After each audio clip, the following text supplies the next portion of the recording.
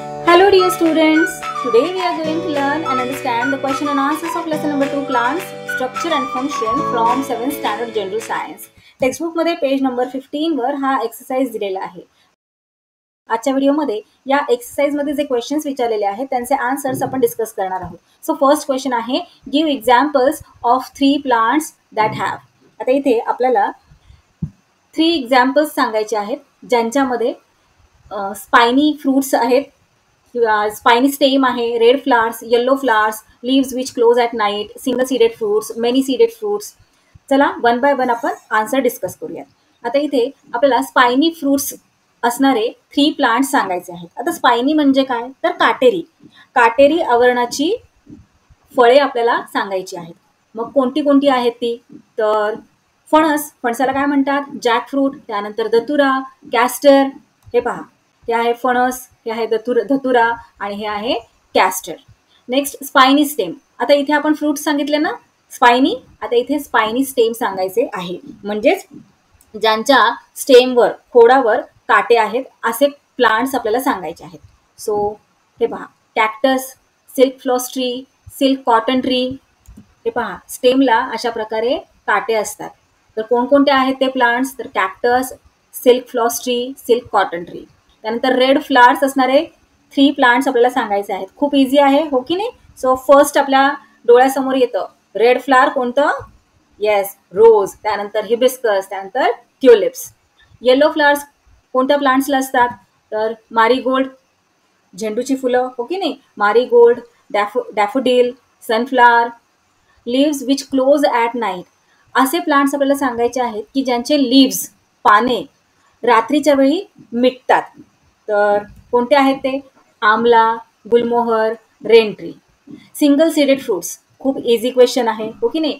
नर्सरीपासून junior K जीपासून आपण हे शिकत आहोत. ज्या फ्रूट्समध्ये सिंगल सीड असते असे फ्रूट्स आपल्याला सांगायचे आहेत. सो मँगो, बेरीज, कॅश्यू. मेनी सीडेड फ्रूट्स कोणकोणते आहेत ग्वावा, जॅकफ्रूट, वॉटरमेलन. ज्यांच्यामध्ये खूप साऱ्या बिया असतात असे फ्रूट्स ग्वावा, जॅकफ्रूट, वॉटरमेलन. आणखी सुद्धा बरेच फ्रूट्स आहेत, तुम्ही ते सुद्धा इथे इन्क्लूड करू शकता. इथे 3 सांगितलेले आहेत म्हणून आपण 3 राईट केलेले आहेत. नेक्स्ट क्वेश्चन आहे क्वेश्चन नंबर 2.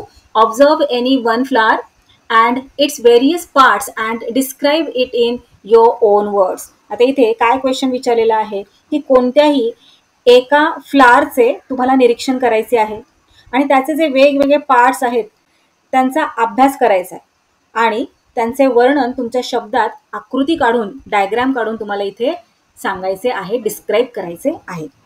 आता इथे आपण हिबिस्कस फ्लावरचे एक्झाम्पल घेऊयात. तुम्ही सगळ्यांनीच हिबिस्कस जास्वंदाचे फूल पाहिलेच असेल बरोबर. टेक्स्टबुकमध्ये सुद्धा हिबिस्कस फ्लावरचे वेगवेगळे पार्ट्सची डायग्राम दिलेली आहे. अशा प्रकारे टेक्स्टबुकमध्ये डायग्राम दिलेली आहे हिबिस्कस फ्लावरची. वेगवेगळे पार्ट्सला व्यवस्थित लेबल केलेलं आहे. तर अशा प्रकारे तुम्ही डायग्राम ड्रॉ करायची आहे आणि त्याच्या वेगवेगळ्या पार्ट्सला लेबल करायचे आहे. चला आता आपण या फ्लावरमध्ये जे पार्ट्स आहेत त्यांचं काय ऑब्झर्वेशन केलेलं आहे ते राईट करूयात. So answer the various parts observed in a hibiscus flower are as follows. Hibiscus flower has a pedicel, it is green in colour. Hibiscus फ्लावरला पेडिसिल असतं आणि ते ग्रीन कलरचं असतं. हे पहा इथे हे जे आहे ना याला म्हणतात पेडिसिल. पेडिसिल म्हणजे काय तर देठ, फ्लावरचं देठ. सो कोणत्या कलरचं आहे हे ग्रीन कलरचं. इझी आहे ना answer. Hibiscus flower has a pedicel and it is green in colour. All the whorls are arranged over the thalamus. Flower आता तुम्ही इथे पाहताय हे सगळे फ्लावरचे पार्ट्स हे कुठे अरेंज केलेले आहेत हे पहा, या पार्टवर अरेंज केलेले आहेत. हे पहा इथे तुम्हाला व्यवस्थित दिसेल. आता इथे हे ब्लू आणि पर्पल कलरमध्ये जे शाईन होत आहे त्याला म्हणतात थॅलमस. फ्लावरचे सगळे पार्ट्स कुठे आहेत अरेंज केलेले तर या थॅलमसवर अरेंज केलेले आहेत.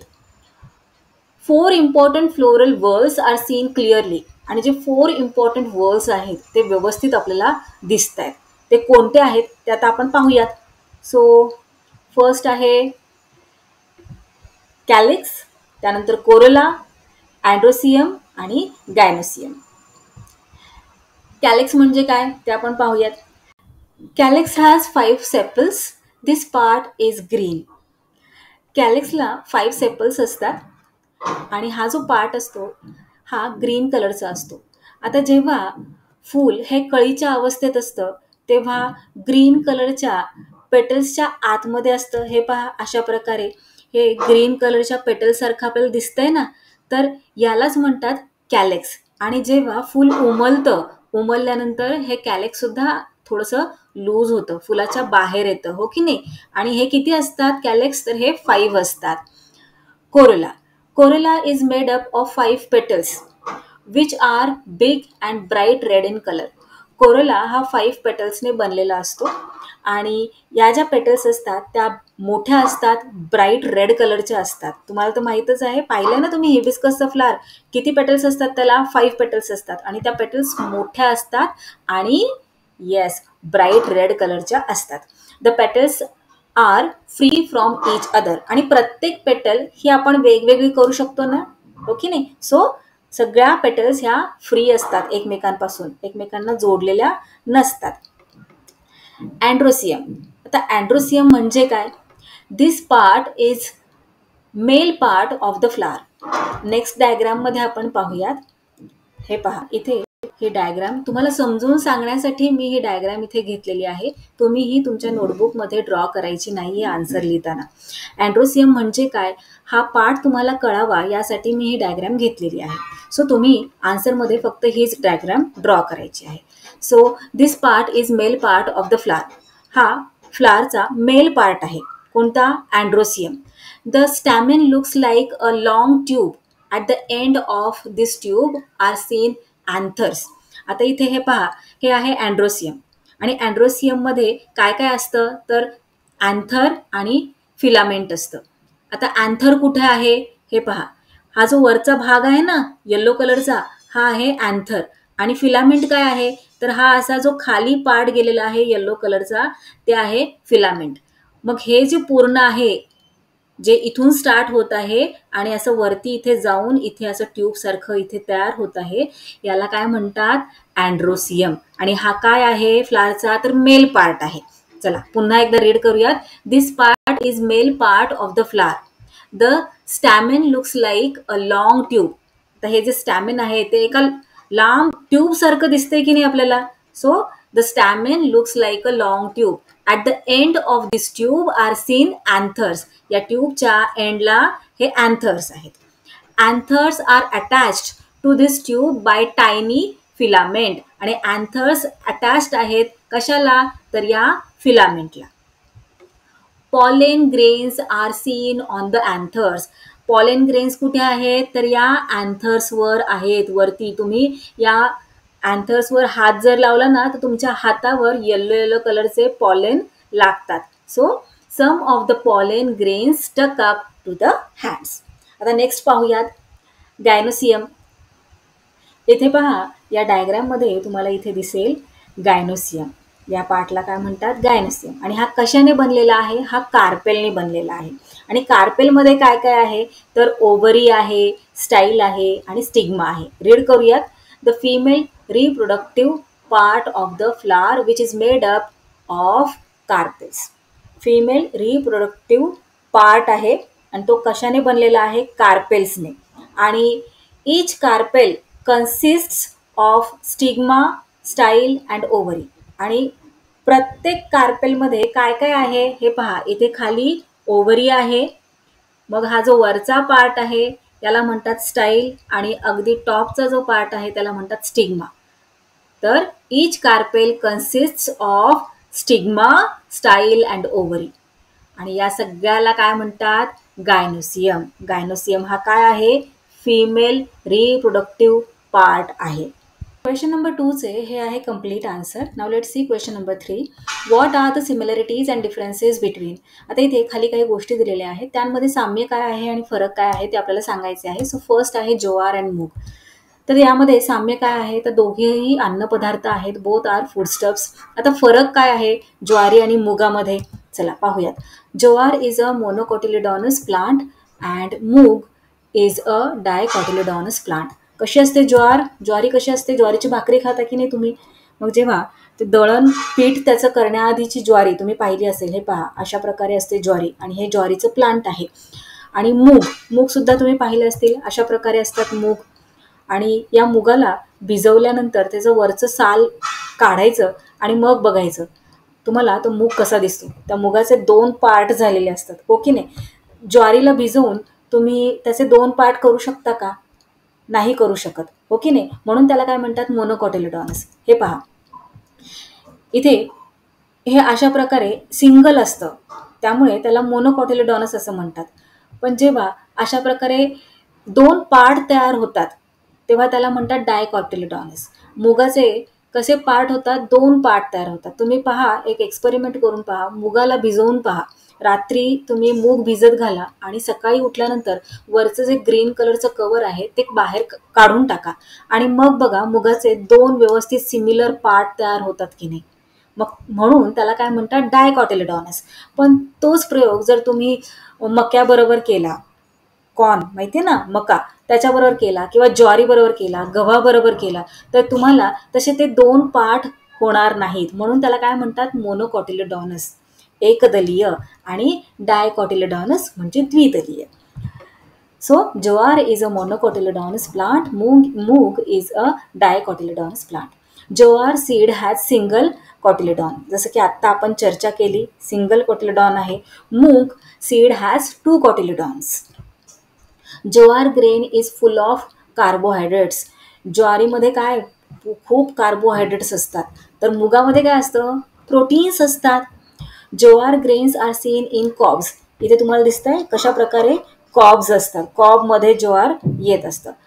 मूग आर प्रेझेंट इन लेग्युम्स. मुगाची शेंग असते ना. चला नेक्स्ट पाहूया, ऑनियन अँड कोरिएंडर. सिमिलरिटी काय आहे दोघांमध्ये, both are consumed in the form of salads. कांदा आणि कोथिंबीर आपण सॅलडच्या फॉर्ममध्ये खात असतो, भाज्यांमध्ये टाकतो, हो की नाही. They are used as supplementary food stuffs in cooking and also for garnishing. आपण सजावटीसाठी सुद्धा कांदा आणि कोथिंबीरीचा उपयोग करत असतो. गार्निशिंग म्हणजे सजावट.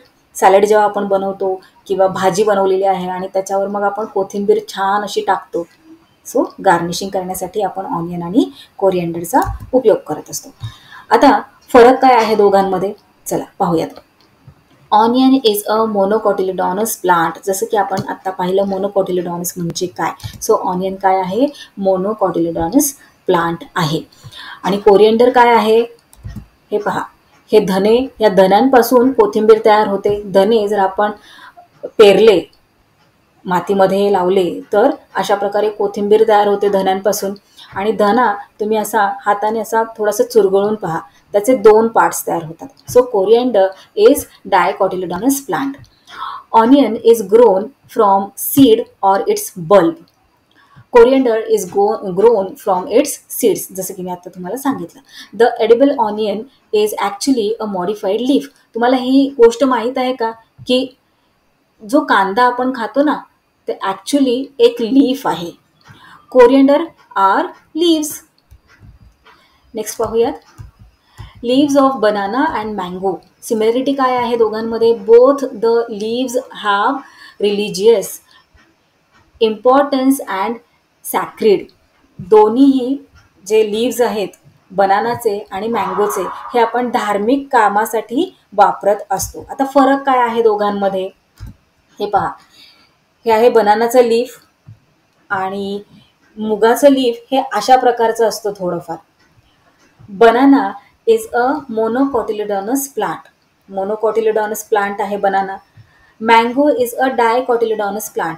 आता मँगोच्या आतमध्ये सीड असते, ती सीड सुकल्यानंतर ती सीड तुम्ही फोडून पहा. आंब्याची जी कोय असते ना, ती सुकल्यानंतर ती फोडून पहा, त्याचे 2 पार्ट्स तयार होतात. So mango is a dicotyledonous plant. Banana leaf has parallel venation. आता इथे हे बनानाचं लीफ आहे. बनानाच्या लीफमध्ये मध्ये अशा प्रकारे ही जी लाईन असते याला म्हणतात मिडवेन. आणि या मिडवेनपासून या साईडला काही लाईन्स जाताना दिसतात आणि या साईडला काही लाईन्स जाताना दिसतात. या कशा आहेत, या पॅरलल आहेत. म्हणून म्हटलं जातं की banana leaf has parallel venation. तर पॅरलल व्हेनेशन असणारे आणखी सुद्धा बरेच लीव्स आहेत, जसे की ज्वारीचं लीफ काहीसं अशा प्रकारे असतं आणि इथे हे मिड वेन असते ज्वारीच्या लीफला आणि त्यालाच पॅरलल या दुसऱ्या वेन असतात. मिड वेन मधून निघतायत का या ज्या वेगळ्या वेन आहेत त्या, तर नाही, त्या इथूनच स्टार्ट होत आहेत. कशा तुम्हाला दिसत आहेत? पॅरलल दिसत आहेत. मग अशा प्रकारच्या लीफला काय म्हणतात? Parallel venation. तर हे लीफ पाहताय, हे आहे मिड वेन आणि मिड वेन मधून ह्या बाकीच्या ज्या वेन निघतायत साईडला त्या कशा आहेत? त्या पॅरलल नाही दिसत आहेत, हो की नाही? मग अशा प्रकारच्या लीफला काय म्हणतात? रेटिक्युलेटेड venation. So banana leaf has parallel venation, mango leaf has reticulated venation. It is very large in size. बनानाचं लीफ खूप मोठं असतं आणि मँगोचं छोटं असतं. It is small in size. Now next is coconut tree and jowar stalk plant. Similarity काय आहे? Both are monocotyledonous plants that yield foodstuffs. दोघंही monocotyledonous plants आहेत आणि अन्न पदार्थ आहेत. कोकोनट ट्री आणि जोवार स्टाल्क प्लांट. आता या दोघांमध्ये काय काय फरक आहेत ते आपण पाहूयात. Coconut tree is strong and very tall. कोकोनटचं झाड हे खूप स्ट्रॉंग असतं आणि उंच असतं. नारळाची झाडं कशी उंच उंच असतात. ज्वारीचं प्लांट तुम्ही उंच प्लांट पाहिलेलं आहे का? तर नाही. ज्वारीचं प्लांट हे ड्वार्फ असतं, बुटकं असतं अँड वीक असतं. Can be uprooted with is. आपण इझिली ज्वारीचं प्लांट हाताने उपटू शकतो. कोकोनटचं उपटू शकतो का? तर नाही. Coconut plant is perennial. Perennial म्हणजे काय? दीर्घकाळ टिकणारे. कोकोनटचं प्लांट हे वर्षानुवर्ष असतं की नाही, जगतं. पण ज्वारीचं प्लांटबद्दल तसं काही घडत नाही. ज्वारीचं प्लांटचं हे जे कणीस आहे ना, हे कणीस आलं त्याला की मग आपण ते कणीस काढून टाकल्यावर ज्वारीचं प्लांट मरून जातं. Jowar plant dies soon after the cob is grown. Cob म्हणजे हे जे वरती तुम्हाला कणीस दिसते ना, याला म्हणतात कॉब आणि या कणसालाच ज्वारीचे दाणे लागलेले असतात. नेक्स्ट पाहूयात. Stem of coconut tree is thick. Stem कसं आहे कोकोनट ट्रीचं? थिक आहे, जाड आहे. आणि इथलं ज्वारीचं पहा बरं स्टेम कसं आहे? वीक आहे, हो की नाही? थिन आहे. Stem of jowar plant is thin. Now let us see question number 4. Explain the following images in your own words. So answer. Figure A is of monocotyledonous seed. आता हे monocotyledonous seed तुम्हाला दिसते. मक्याचा दाणा आहे की नाही? हा मक्याचा दाणा हा monocotyledonous आहे. It is a grain of maize. Figure B is of dicotyledonous seed. It is a bean seed. बीनचं सीड आहे हे पहा.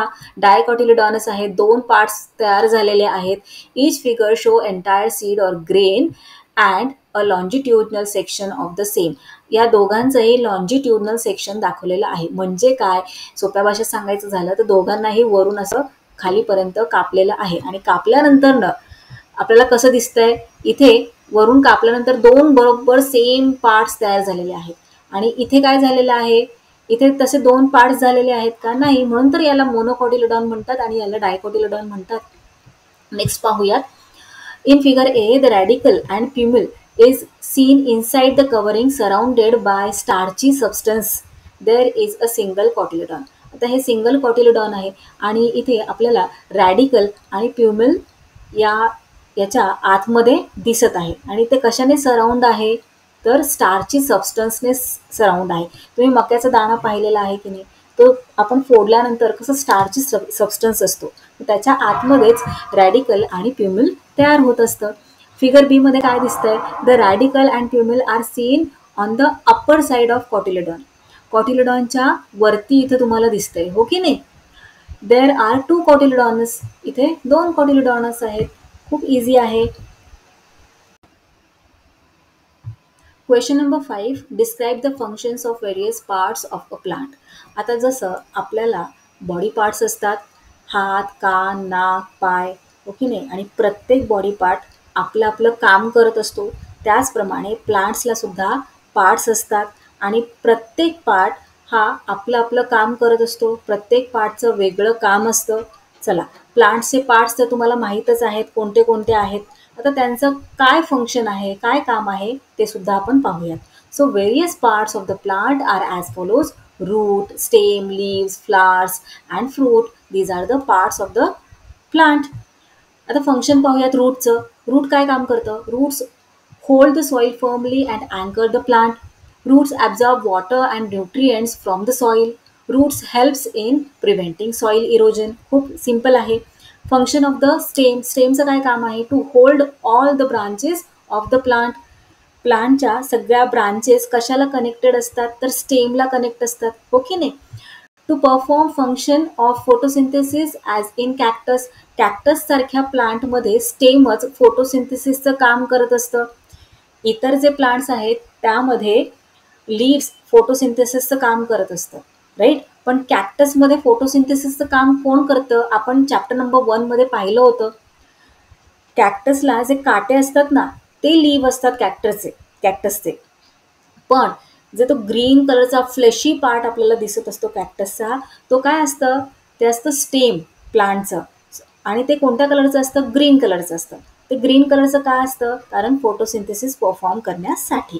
So to perform function of photosynthesis as in cactus. To transport water absorbed by the roots to all the parts of a plant and to transport food prepared by the leaves to various plant parts. Stem आणखी काय काम करत असतं? Roots काय करतं? जमिनीतून पाणी, nutrients ऑब्झॉर्ब करतं. तसंच लीव्स काय करतात? लीव्स फोटोसिंथेसिस करतात, हो की नाही? मग हे सगळं इतर पार्ट्सला पोहोचवण्याचं काम कोण करतं? तर स्टेम करत असतं. Modified stems perform function such as food storage. काही स्टेम हे मॉडिफाय झालेले असतात. मग ते काय करतात? तर फूड स्टोअर करण्याचं काम करतात. काही स्टेम काय करतात? रिप्रोडक्शन करतात. आणि काही स्टेम काय करतात? तर सपोर्ट देण्याचं काम करत असतात. Functions of the leaves. आता लीव्सचं काय काम आहे? Production of food by performing photosynthesis, transpiration, giving out excess of water. काय करतं? बाष्पीभवन. लीव्स काय करतात? बाष्पीभवन करतात. जे जास्तीचं पाणी घेतलेलं असतं ते बाहेर सोडण्याचं काम लीव्स करत असतात. Modified leaves perform additional functions such as reproduction, food storage, support. काही लीव्स मॉडिफाय झालेले असतात. ते काय करत असतात? तर रिप्रोडक्शनचं काम करतात. तुम्ही पाहिलेलं असेल की बरेचसे प्लांट्स असे असतात की त्यांच्या लीफपासून रिप्रोडक्शन होत असतं. काही लीफ असतात की जे फूड स्टोअर करण्याचं काम करतात. आता पाहूयात फ्लावर्सचं काय फंक्शन आहे. फ्लावर्स रिप्रोडक्शन करतात. Functions of fruits, protection of seeds and storage of food materials. काय करतात फ्रूट्स? तर सीडचं प्रोटेक्शन करतात आणि फूड स्टोअर करून ठेवत असतात.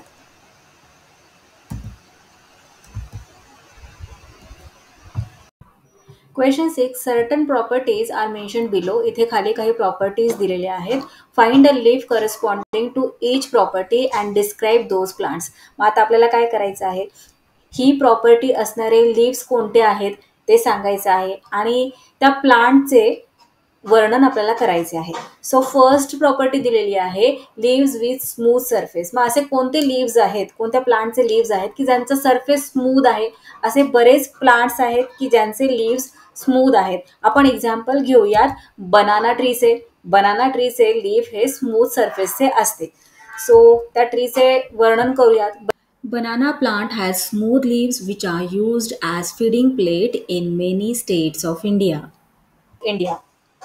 आपण साऊथ इंडियाला गेलो की आपल्याला असं दिसतं की ताट म्हणून बनाना लीव्सचाच उपयोग केला जातो. It is large in size. खूप मोठं असतं बनानाचं leaf. It has parallel venation. आपण याआधी पाहिलेलं आहे पॅरलल वेनेशन म्हणजे काय. नेक्स्ट पाहूयात leaves with rough surface. So कोणता आहे तर Parijataka leaf, night flowering jasmine असं सुद्धा त्याला म्हणतात. Parijataka tree has rough leaves. It is dwarf tree growing to about 10 meters that bears beautiful white flowers with red peduncles. पारिजातकाचं झाड तुम्ही पाहिलं आहे की नाही? त्याचे फ्लावर्स कसे असतात? व्हाईट कलरचे असतात आणि खालचं जे त्याचं दांडी असते ती कोणत्या कलरची असते? रेड कलरची. The flowers bloom at night and in the morning one can notice a carpet of parijataka flowers under the tree. The rough leaves of this tree are extremely medicinal. Many Ayurvedic and homeopathic drugs are prepared from these leaves. हे जे पारिजातकाच्या झाडाचे पानं असतात ते आयुर्वेदिक असतात. Medicinal use त्याचा भरपूर आहे. होमिओपॅथिक ड्रग्स तयार केले जातात, गोळ्या तयार केल्या जातात. नेक्स्ट पाहूयात. नेक्स्ट प्रॉपर्टी दिलेली आहे फ्लेशी लीफ. कशाचं असते तर वॉटर हायासिंथ. पाण्यावर आपल्याला दिसतं ना वॉटर हायासिंथ, त्याचं असतं फ्लेसी लीफ. आता याचं तुम्ही दुसरं सुद्धा एक्झाम्पल घेऊ शकता फ्लेशी लीफ असलेले, जसे की जेड प्लांट, त्याचे फ्लेशी लीफ असते. झीझी प्लांट असते, त्याचं सुद्धा फ्लेशी लीफ असते. फ्लेशी लीफ का असते तर त्यामध्ये वॉटर स्टोअर करून ठेवलेले असते. The leaves of water hyacinth are fleshy. Water hyacinth grows in water as a submerged plant. The stem of the plant is also swollen and green. त्याचे जे स्टेम असते त्या प्लांटचे ते सुद्धा फुगीर असते आणि ग्रीन कलरचे असते. It bears bluish violet flowers. त्याला ब्लूइश व्हायलेट कलरचे फ्लावर्स येतात थ्रू आउट द इयर, पूर्ण वर्षभर. The plant grows very rapidly and it needs to be controlled. आणि हे जे प्लांट आहे ते पाण्यावर खूप भयंकर वेगाने वाढत असतं. ते जर कंट्रोल केलं नाही तर काय होतं तर पाण्याच्या आतमध्ये ऑक्सिजनची कमतरता तयार होते आणि पाण्याच्या आतमध्ये जे जीवजंतू आहेत ते मरून जातात त्यामुळे. नेक्स्ट पाहूयात. नेक्स्ट दिलेलं आहे property spines on leaf. Spines म्हणजे काटे. काटे पानावर काटे असलेलं कोणतं आहे तर केवडा. केवड्याच्या पानावर स्पाइन्स असतात. The leaf blade or lamina of kewda bears spines. केवड्याचं पान पाहिलंय का तुम्ही कधी? The plant of kevada grows to about 1 meter length. The stem is strong and is of medium size. The leaves form a crown-like structure at the top of the tree. These leaves are fragrant. They are used for decorating. Next question आहे question number 7. Find the plant parts. आता इथे हे एक puzzle दिलेलं आहे. याच्यामध्ये तुम्हाला प्लांट्सचे parts शोधायचे आहेत. सो रूट, बर्ड, कॅलिक्स, त्यानंतर वेन, स्टेम, रॅडिकल, इथे आहे फ्लावर, इथे दिलेला आहे पेटल्स आणि इकडे खाली आहे रूट हेअर. इथे आपले सगळे क्वेश्चन आन्सर्स कंप्लीट झालेले आहेत. So that's all for today. We will meet again in our next video. Till then keep learning, keep enjoying. Bye bye.